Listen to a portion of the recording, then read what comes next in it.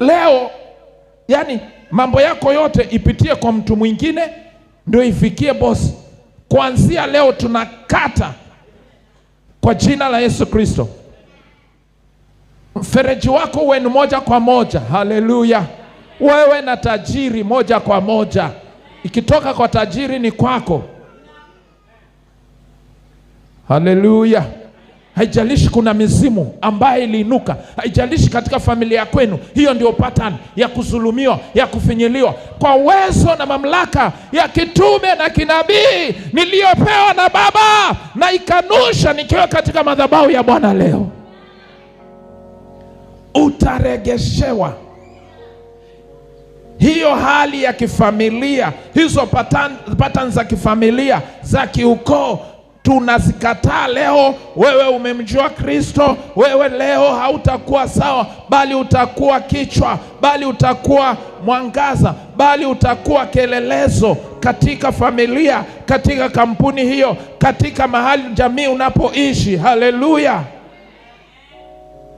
Maadui wako wote Bwana awaangushe mwaka huu. Bwana Yesu asifiwe sana. Yoyote anayeng'ang'ana kukuregesha nyuma, Bwana amalizane nao. Wanayekuzuilia mbele, Bwana aangushe kwa mbele. Wanayekufuatilia nyuma kwa kasi, Bwana kuangushe. Wanayekuja kulia, Bwana waangushe. Wanayekuja kushoto, Bwana waangushe. Wanayekuja juu, Bwana waangushe. Haleluya. Na nuru ya Bwana ikuangazie. Haleluya. Sema, sintakuwa mtu wa kawaida mwaka huu.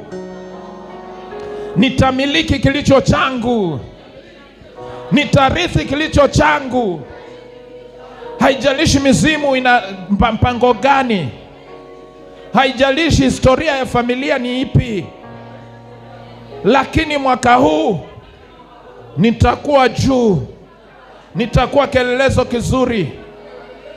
Sintafinyiliwa tena. Ni heshima yangu itarudi. Kibali changu kitarudi. Neema ya Bwana inifunike.